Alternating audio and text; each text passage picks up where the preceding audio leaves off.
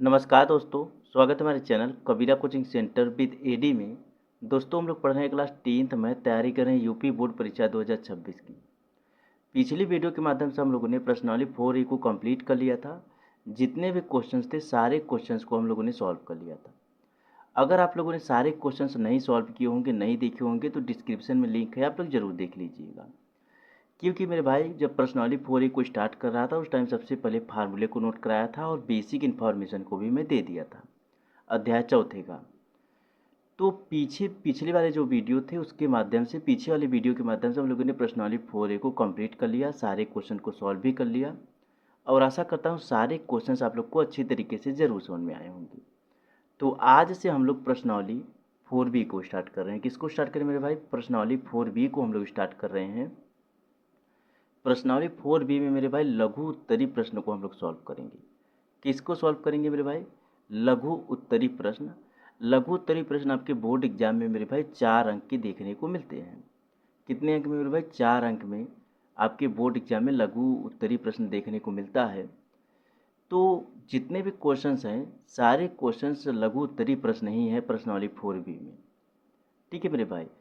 तो ये जो प्रश्नावली 4B है इनमें से भी आपके बोर्ड एग्जाम में क्वेश्चन देखने को मिल सकते हैं, क्योंकि ये इंपॉर्टेंट है मेरे भाई। तो चलिए हम लोग पहले क्वेश्चन नंबर पहले को सॉल्व करते हैं, उसके बाद दूसरे एंड तीसरे को सॉल्व करेंगे। क्योंकि बहुत ज़्यादा बड़ा क्वेश्चन है नहीं, छोटा क्वेश्चन है, समझना इंपॉर्टेंट है। तो क्वेश्चन पहला क्या दिया हुआ है मेरे भाई? क्वेश्चन नंबर पहला दिया हुआ है यक्स स्क्वायर माइनस 1/9 बराबर 0 को हल कीजिए। क्या दिया हुआ है क्वेश्चन? क्वेश्चन दिया हुआ है यक्स स्क्वायर माइनस 1/9 बराबर 0। इसको क्या करना है मेरे भाई? हल करना है। तो इसको हल करने के लिए हम लोग को क्या करना होगा? देखिए, ये जो 9 दिया हुआ इसका मल्टीप्लाई हम लोग यक्स स्क्वायर में कर देंगे तो कितना हो जाएगा? 9x² हो जाएगा माइनस 1/9 हो जाएगा बराबर 0 हो जाएगा। ठीक है मेरे भाई, क्या हो जाएगा? 0 हो जाएगा। अब इतना होने के बाद अब आगे हम लोग क्या करेंगे? ये जो 9 दिया हुआ है मेरे भाई ये राइट साइड चला जाएगा, यानी यहाँ पर 1 मान के क्रॉस मल्टीप्लाई, ऐसे समझिए कि राइट साइड जो 0 दिया हुआ है उसके अपॉन में 1 मान लेते हैं। 1 मानने के बाद क्रॉस मल्टीप्लाई हम लोग कर देंगे तो क्या आ जाएगा? 9x² माइनस 1 बराबर 0 हो जाएगा। ऐसे ही आप लोग समझ लीजिए। अब इतना होने के बाद क्या करेंगे मेरे भाई? जो 1 है लेफ्ट साइड में, जो -1 है वो राइट साइड चला जाएगा तो 9x² बराबर 1 हो जाएगा। 9x² बराबर 1 हो जाएगा। उसके बाद x² बराबर 1/9 हो जाएगा। कितना हो जाएगा? x² बराबर 1/9 हो जाएगा। जो लेफ्ट साइड में 9 है वो राइट साइड चला जाएगा तो अपॉन में हो जाएगा, क्योंकि इनटू में जो 9 इंटू x² है। तो इतना होने के बाद अब आगे क्या हो जाएगा मेरे भी? यक्स बराबर 1 में, यहाँ पर इसको क्या करेंगे मेरे भाई? ये जो स्क्वायर दिया हुआ है यहाँ पर ऐसे समझिए ये रूट में हो जाएगा, ऐसे समझिए। ठीक है, क्योंकि स्क्वायर दिया हुआ है राइट साइड स्क्वायर चला जाएगा तो रूट में हो जाएगा। अब यक्स बराबर 1/3 हो जाएगा। कितना हो जाएगा मेरे भाई? 1/3 हो जाएगा। ये प्लस और माइनस में रहेगा।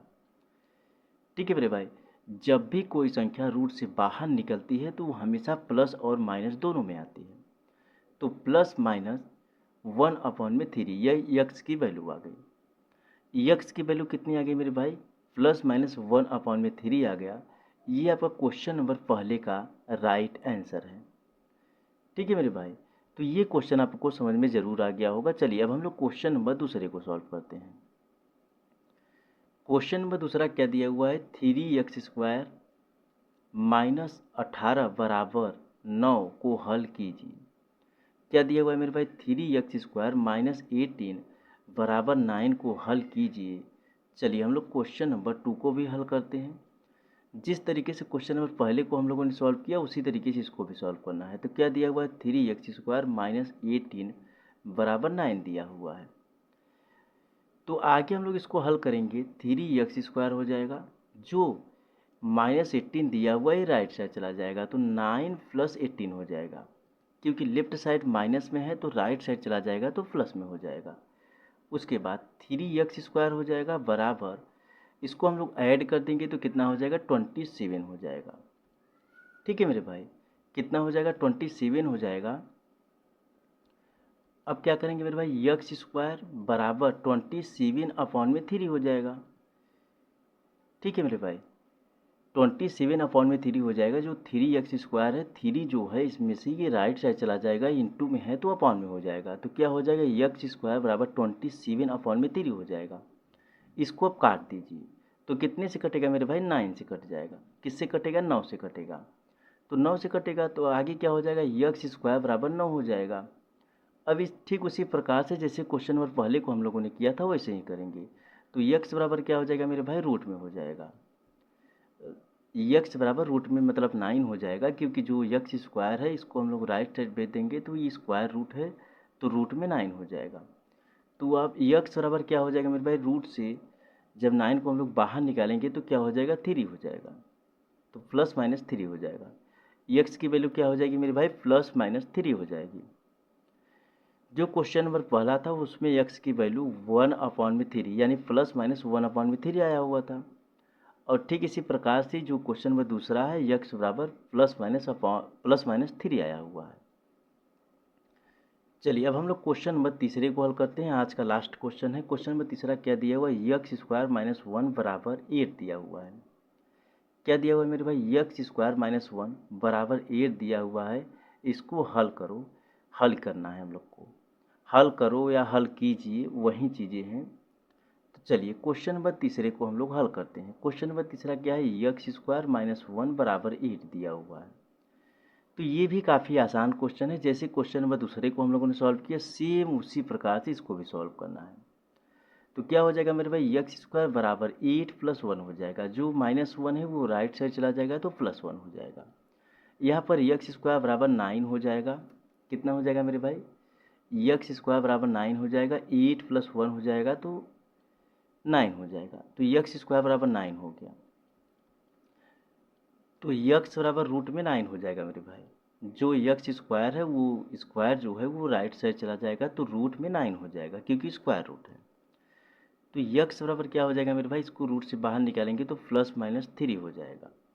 तो क्वेश्चन नंबर जो दूसरा था उसका भी +-3 आया हुआ है x की वैल्यू, और क्वेश्चन नंबर तीसरे का भी जो मान आया हुआ है x बराबर +-3 आया हुआ है। तो आज की वीडियो के माध्यम से हम लोगों ने सिर्फ और सिर्फ 3 क्वेश्चन को सॉल्व किया। तो आप लोग इस टाइप का जो क्वेश्चन है, आप लोग संख्याएं को बदल बदल कर खुद से प्रैक्टिस कीजिएगा। कहने का मतलब ये है मेरे भाई, जैसे यहाँ पर देखिए क्या दिया हुआ है, x² - 1 बराबर 8 दिया हुआ है, यही दिया हुआ है। क्वेश्चन क्या दिया हुआ है, x² - 1 बराबर 8 दिया हुआ है। तो यहाँ पर x³ आप लोग कर लीजिए, x³ कर लीजिए, x³ -2 बराबर 8 कर लीजिए, या फिर x⁻2 कर लीजिए। यहाँ पर +12 कर लीजिए, -13 कर लीजिए, या +13 कर लीजिए बराबर यहाँ पर 20 लिख लीजिए। तो ठीक इसी प्रकार से आप लोग ऐसे सॉल्व कर सकते हैं, समझ सकते हैं। यहाँ पर इसका मतलब ऐड कर देंगे तो वही आएगा। ये क्वेश्चन पूछने का तरीका होता है, एग्जामिनर को फंसाने का तरीका होता है। सिर्फ आप लोग का ये माइंड चेक करते हैं कि कितना जल्दी आप लोग समझ सकते हैं क्वेश्चन को। यहाँ पर एक चीज़ ध्यान रखिएगा मेरे भाई, जो x³ - 2 बराबर 8 लिखा हूँ, यहाँ पर x³ नहीं रहेगा, x⁻2 हो जाएगा, क्योंकि हम लोग द्विघात समीकरण को सॉल्व कर रहे हैं। किसी कारणवश इरेज नहीं हो पा रहा है तो आप लोग इरेज कर लीजिएगा। तो यहाँ पर x² - 2 बराबर 8 बस यही चीज़ें हैं। तो अगर आप लोग तरीका पढ़े रहेंगे, अच्छी तरीके से रिवाइज किए रहेंगे, क्वेश्चन को रटिए मत, क्वेश्चन को समझिए और तरीका को आप लोग रटिए। जो तरीका होता है किस तरीके से क्वेश्चन सॉल्व हो रहा है उसको आप लोग रटिए।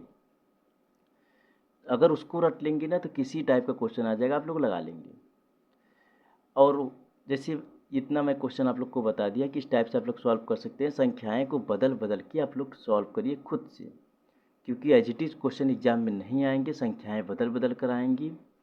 तो ये चीज़ें इंपॉर्टेंट है कि तरीका आप लोग अगर पढ़े रहेंगे तो किसी भी मतलब कोई भी क्वेश्चन आ जाए आप लोग सॉल्व कर लेंगे। ठीक है मेरे भाई, तो अच्छी तरीके से मेहनत कीजिए और जो भी चीज़ें हैं उनको अच्छी तरीके से रिवाइज भी कीजिए। मिलता हूँ फिर से एक नए वीडियो में। धन्यवाद।